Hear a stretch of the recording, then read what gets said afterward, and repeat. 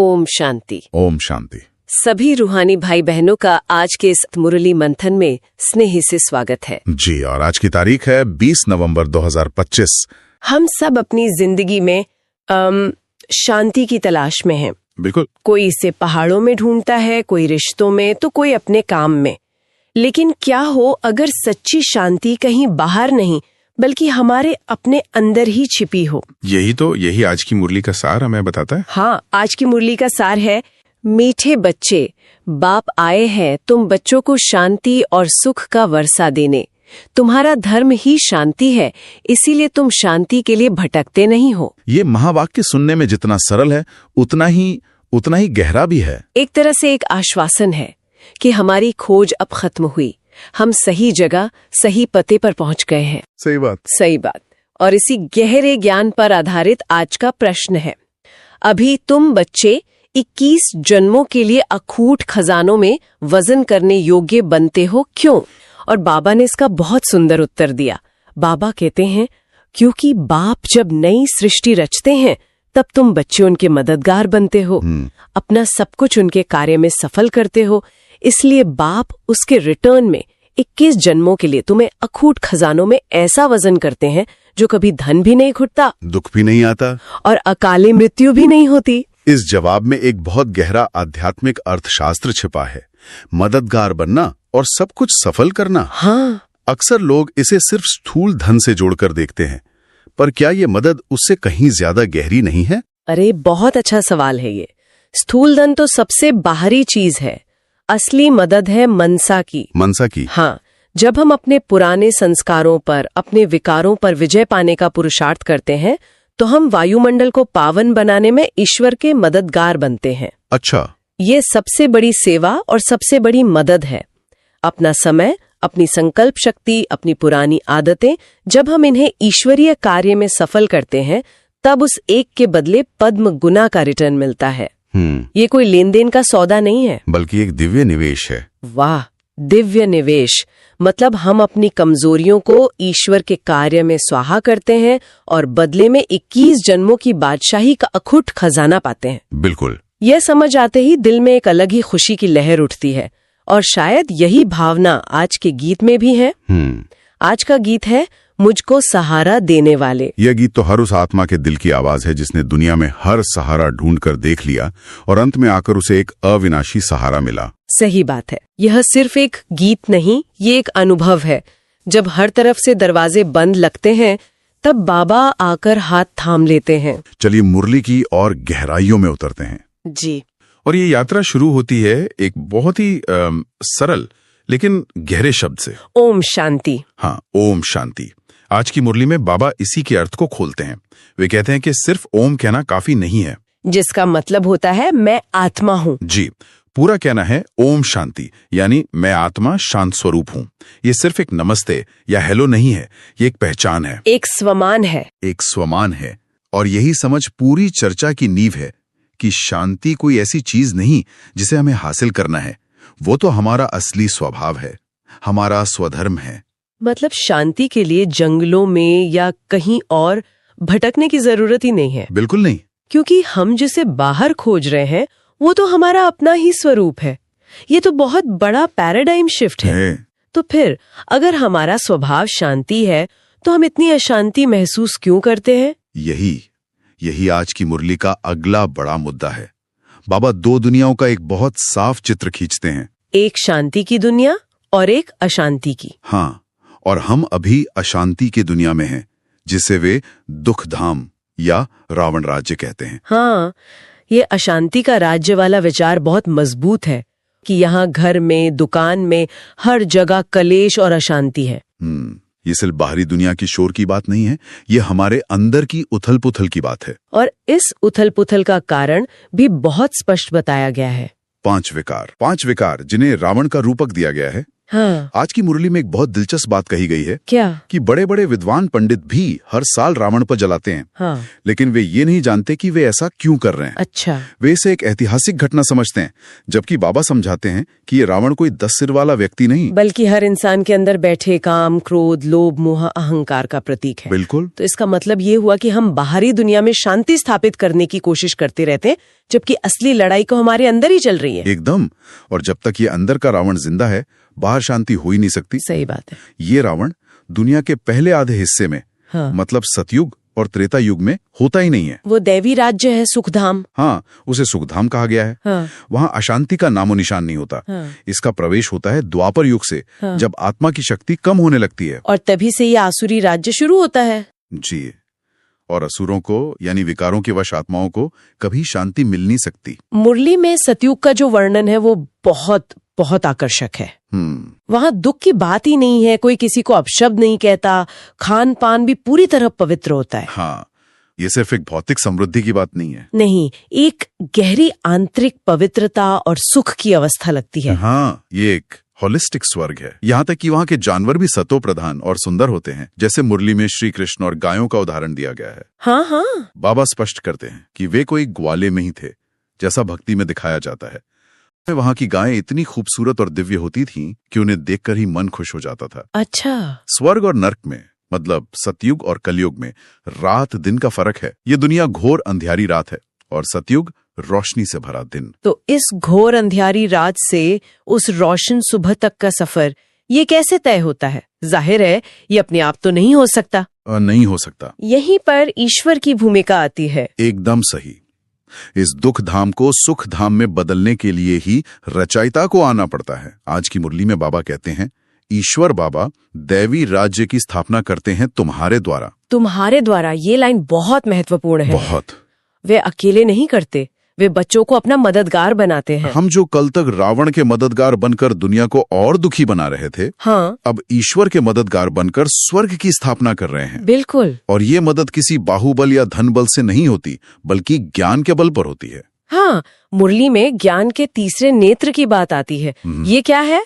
क्या ये कोई रहस्यमय शक्ति है? नहीं, ये कोई अलौकिक शक्ति नहीं है, बल्कि समझ का, नजरिए का तीसरा नेत्र है। अच्छा। शिव का तीसरा नेत्र हमेशा विनाश से जोड़ा जाता है, लेकिन यहाँ बाबा समझाते हैं कि ये ज्ञान का नेत्र है, जो पुरानी विकारी दुनिया के विनाश और नई दैवी दुनिया की स्थापना को एक साथ देखता है। मतलब एक ही समय पर दोनों चीजें देखना। हाँ, इसी ज्ञान से ये समझ आती है कि ये सारी पुरानी दुनिया जिसमें लाखों के महल और बड़ी बड़ी साहूकारी है, ये सब मिट्टी में मिल जानी है। ये सब अस्थायी है। बिल्कुल। ये नजरिया ही हमें वैरागी और निर्भय बनाता है। बाबा के आने का तरीका भी बहुत अनोखा है।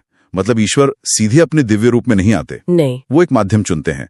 मुरली में वे खुद कहते हैं, मैं जो ज्ञान का सागर, प्रेम का सागर हूँ, तो तुमको वर्षा कैसे दूं? ऊपर से तो नहीं दूंगा। हाँ। क्या प्रेरणा से पढ़ाऊंगा? जरूर आना पड़ेगा ना। इस रथ या भागीरथ की अवधारणा का क्या महत्व है? ये इस ज्ञान का सबसे गहरा और क्रांतिकारी पहलू है। ईश्वर जो सर्वशक्तिमान है, वो एक साधारण बूढ़े और पतित शरीर को अपना माध्यम बनाते हैं, जिसे भागीरथ कहा गया है। हाँ, ये कई बातें सिखाता है। एक, ये ईश्वर की परम विनम्रता को दिखाता है। दूसरा, ये साबित करता है कि आत्मा और शरीर अलग हैं। ज्ञान आत्मा को मिलता है, शरीर को नहीं। जी। और तीसरा, वे एक ऐसे शरीर में आते हैं जिसने पूरे 84 जन्म लिए हैं, ताकि वे अनुभवी रथ के माध्यम से हर आत्मा की कहानी को समझ सकें। ये भक्ति मार्ग से कितना अलग है, जहाँ ईश्वर की पूजा होती है, उन्हें पुकारा जाता है। यहाँ तो वे एक शिक्षक की तरह आकर सीधे पढ़ा रहे हैं। बिल्कुल। बाबा बार बार स्पष्ट करते हैं कि वेद, शास्त्र, पूजा पाठ, ये सब भक्ति मार्ग की सामग्री है, जो ईश्वर तक पहुंचने का एक साधन थी। हाँ, एक साधन। लेकिन जब मंजिल खुद सामने आ गई है, तो रास्ते पर भटकने की जरूरत नहीं। वे कहते हैं, ज्ञान सागर तो मैं ही हूँ। वो किसी शास्त्र को नहीं पढ़ाते। नहीं, वे स्वयं के और सृष्टि चक्र के सत्य का सीधा ज्ञान देते हैं, और यही ज्ञान बच्चों को विश्व का मालिक बनने का वर्षा दिलाता है। ये वर्षा या विरासत भी कोई छोटी मोटी चीज नहीं है। बाबा बच्चों को विश्व का मालिक बनाते हैं। हाँ। आज की मुरली में एक बहुत ही सरल और मजेदार मिसाल दी गई है, मक्खन वाली। हाँ, बिल्लियों और बंदर की। कि जैसे दो बिल्लियां रोटी के लिए लड़ती हैं और बंदर बीच में सारा मक्खन खा जाता है, वैसे ही बाबा कहते हैं कि दुनिया की बड़ी शक्तियां आपस में लड़ेंगी और विश्व की बादशाही का मक्खन तुम बच्चों को मिल जाएगा। ये मिसाल बहुत गहरी है। बहुत गहरी है। इसका मतलब है कि ये राजाई किसी युद्ध या हिंसा से नहीं मिलेगी। अच्छा। बच्चे जब ज्ञान और योग से खुद को पवित्र और शक्तिशाली बना रहे होंगे, उसी समय दुनिया की बड़ी शक्तियां अपने ही बनाए विनाश के सामान से एक दूसरे को खत्म कर देंगी। और जब सब कुछ खत्म हो जाएगा तो इन पवित्र आत्माओं को सहज ही विश्व की राजाई मिल जाएगी। सहज शब्द का मतलब ये नहीं कि कोई पुरुषार्थ नहीं करना है। नहीं, बिल्कुल नहीं। पुरुषार्थ है स्वयं पर विजय प्राप्त करने का, रावण को हराने का। बाहरी विजय तो उसका एक परिणाम है बस। और ये राजाई सिर्फ एक जीवन के लिए नहीं है। नहीं, मुरली में कहा गया है कि ये 21 जन्मों तक चलेगी। यहाँ इस एक जन्म की पढ़ाई का फल 21 जन्मों तक मिलता है। ये तो एक अविश्वसनीय रिटर्न ऑन इन्वेस्टमेंट है ना? हाँ, बाबा इसे पद्मपति बनने का सौदा कहते हैं। इस दुनिया में लोग करोड़पति, अरबपति बनते हैं, लेकिन वो सब एक जन्म के लिए है और साथ में ढेर सारा तनाव और दुख भी लाता है। बिल्कुल। बाबा कहते हैं कि मैं तुम्हें 21 जन्मों के लिए पद्मपति बनाता हूँ, जहाँ दुख का नाम निशान नहीं होगा। तुम्हें हीरे जवाहरों के महल मिलेंगे। ये इस संगम युगीन पुरुषार्थ का फल है। जी। मुरली में ब्रह्मांड का मालिक और विश्व का मालिक, इन दोनों में भी फर्क बताया गया है। ये क्या है? ये एक बहुत सूक्ष्म लेकिन महत्वपूर्ण बात है। ब्रह्मांड, जिसे परम धाम या शांति धाम कहते हैं, वो हम सभी आत्माओं का असली घर है। हाँ, हम सब आत्माएं वहां की निवासी हैं। तो एक तरह से हम सब ब्रह्मांड के मालिक हैं, लेकिन वहां कोई राजाई नहीं चलती। वो एक शांत अवस्था है। राजाई चलती है इस स्थूल दुनिया में। बिल्कुल।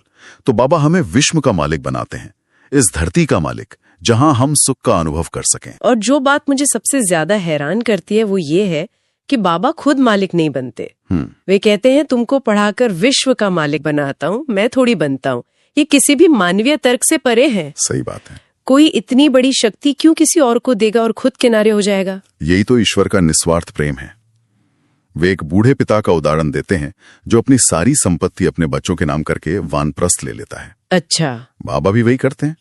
उनका काम है बच्चों को कांटों से फूल बनाना, पतित से पावन बनाना। और जब बच्चे लायक बन जाते तो भी उन्हें सारी बादशाही सौंपकर अपने परमधाम में चले जाते हैं। वे रचयिता होकर भी अपनी रचना का सुख नहीं भोगते। वाह। उनका सुख बच्चों को सुखी देखने में ही है।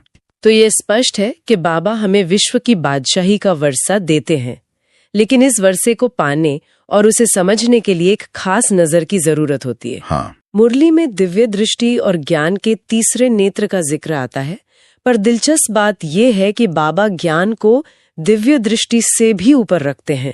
ऐसा क्यों है? कई आध्यात्मिक परंपराओं में तो दिव्य अनुभव या साक्षात्कार को ही परम लक्ष्य माना जाता है। ये एक बहुत महत्वपूर्ण सवाल है। बाबा कहते हैं कि दिव्य दृष्टि की चाबी मेरे हाथ में है। मैं चाहूं तो तुम्हें बैठे बैठे लंदन की पार्लियामेंट भी दिखा सकता हूँ। लेकिन फिर वो कहते हैं कि आजकल मैंने साक्षात्कार का पाठ बंद कर दिया। हाँ, क्योंकि इससे नुकसान हो जाता है।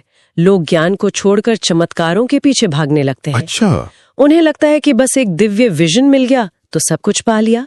लेकिन साक्षात्कार क्षणिक होता है, जबकि ज्ञान स्थायी कमाई है। ज्ञान से सद्गति होती है, साक्षात्कार से नहीं। बिल्कुल। आत्मा अविनाशी है, उसके अंदर ही 84 जन्मों के संस्कार भरे हुए हैं। शरीर तो भस्म हो जाता है, लेकिन संस्कारों की ये रिकॉर्डिंग आत्मा के साथ चलती है। इस रहस्य को समझना ही असली ज्ञान है। जी, और ये किसी दिव्य दृष्टि से संभव नहीं है। इसी समझ के आधार पर बाबा बच्चों को लकी सितारे कहते हैं। ये बात मुझे बहुत छू गई कि भगवान अपने बच्चों को खुद से ज्यादा भाग्यशाली कह रहे हैं। आमतौर पर हम ईश्वर को सर्वशक्तिमान और सबसे महान मानते हैं। ये विरोधाभास हमें क्या सिखाता है? ये रचयिता और रचना के संबंध की सबसे खूबसूरत व्याख्या है। बच्चे भाग्यशाली इसलिए हैं क्योंकि उन्हें 21 जन्मों के लिए विश्व की बादशाही का प्रत्यक्ष फल मिलता है। वे उस सुख को भोगते हैं। वे उसे भोगते हैं। बाबा तो ज्ञान के सागर हैं, सुख के सागर हैं, लेकिन वे उस राजाई को भोगते नहीं हैं। अच्छा। वे जिस शरीर में आते हैं, बच्चे उन्हें गले लगा सकते हैं, उनसे बात कर सकते हैं। आज की मुरली में बाबा की एक बहुत मार्मिक लाइन है। कौन सी? शिव बाबा ने जो शरीर लोन लिया है, तुम उनको भागी पहन सकते हो। मैं कैसे पहनूं? मुझे तो ये भी नसीब नहीं है। ये तो बहुत ही गहरी और भावनात्मक बात है। मतलब वे उस मानवीय स्नेह के अनुभव से भी परे हैं जो वे दूसरों को दे रहे हैं। हाँ, वे सिर्फ दाता हैं। वे ज्ञान देते हैं और बच्चों को मास्टर ज्ञान सागर बनाते हैं। वे सृष्टि चक्र का ज्ञान देकर बच्चों को चक्रवर्ती राजा बनाते हैं। जी, पर वे खुद राजा नहीं बनते। उनका भाग्य है देना और बच्चों का भाग्य है उस दिए हुए वर्षे को पाना और भोगना। इसीलिए बच्चे बाप से भी ज्यादा लकी हैं। बिल्कुल। तो आज के इस गहरी चर्चा का सार यही है कि शांति हमारा अपना आंतरिक स्वरूप है। हम एक ऐसी दुनिया में जी रहे हैं जो विकारों रूपी रावण के कारण अशांत है, लेकिन इस दुनिया का परिवर्तन निश्चित है। बिल्कुल। परमपिता परमात्मा स्वयं आकर हमें ज्ञान के द्वारा उस सुख शांति की दुनिया का मालिक बना रहे हैं जो हमारा जन्म सिद्ध अधिकार है। और ये परिवर्तन किसी चमत्कार या भक्ति के बाहरी कर्मकांड से नहीं, बल्कि ये गहरी आंतरिक समझ से आता है। स्वयं को आत्मा समझने से। हाँ, स्वयं को आत्मा समझने से और एक बाप से सीधा ज्ञान लेकर अपने संस्कारों को बदलने से। ये सचमुच कांटों से फूल बनने की यात्रा है, जिसमें रचयिता खुद हमारा मार्गदर्शक और मददगार बनता है। बिल्कुल। अब हम आज की मुरली के उस हिस्से की ओर चलते हैं जहां बाबा हमें पूरे ज्ञान का मक्खन धारणा के लिए देते हैं। जी, आज भी मुरली से धारणा के लिए मुख्य सार हैं। पहली पॉइंट, इन आंखों से शरीर सहित जो दिखाई देता है ये सब भस्म हो जाना है, इसलिए अपना सब कुछ सफल करना है। ये वैराग्य की बहुत शक्तिशाली पॉइंट है जो हमें मोह से मुक्त करती है। और दूसरी पॉइंट है, बाप से पूरा वर्षा लेने के लिए पढ़ाई पढ़नी है। सदा अपने लक्ष्य को स्मृति में रख ब्रह्मांड व विश्व का मालिक बनना है। यह पुरुषार्थ की पॉइंट है।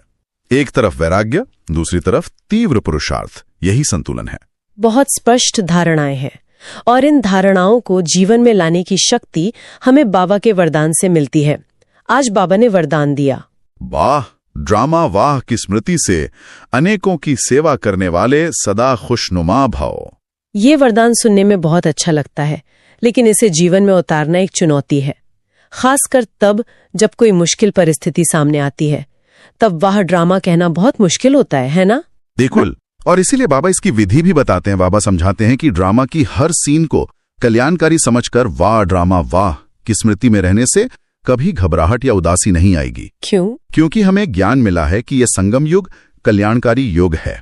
इस समय जो भी सीन हमारे सामने आता है, चाहे वो कितना भी मुश्किल क्यों ना लगे, उसमें कोई ना कोई कल्याण भरा हुआ है। भले ही वर्तमान में वो कल्याण दिखाई ना भी दे। हाँ, लेकिन भविष्य में उसमें समाया हुआ कल्याण प्रत्यक्ष हो जाएगा।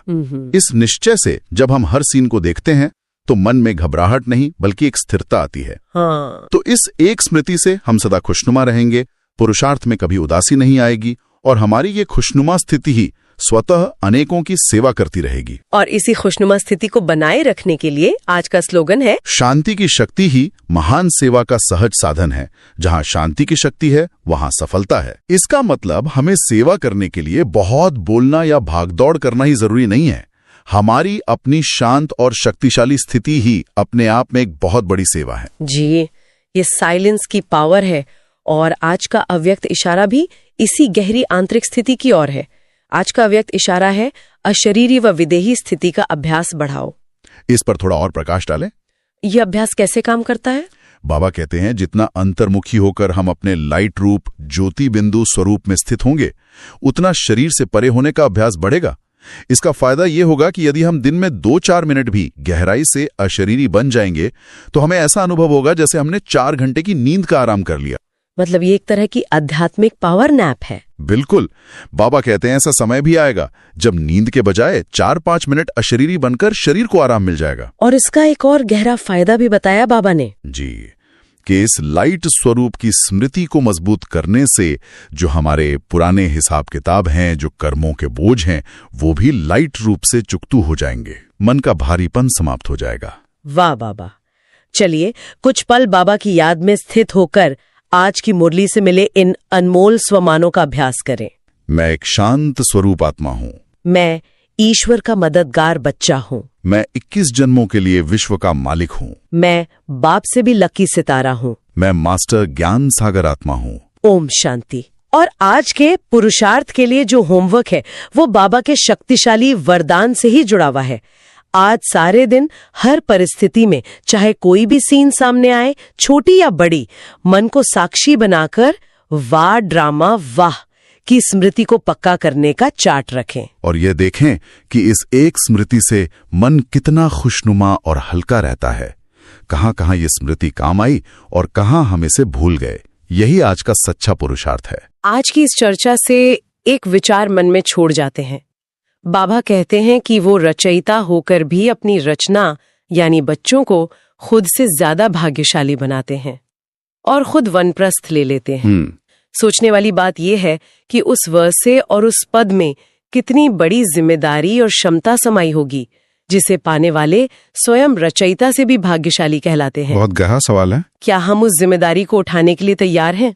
अच्छा, मीठे मीठे सिकेल दे बच्चों प्रति माता पिता बाप दादा का याद प्यार और गुड मॉर्निंग। रूहानी बाप की रूहानी बच्चों को नमस्ते। हम रूहानी बच्चों की रूहानी माता पिता बाप दादा को याद प्यार, गुड मॉर्निंग और नमस्ते। ओम शांति। ओम शांति।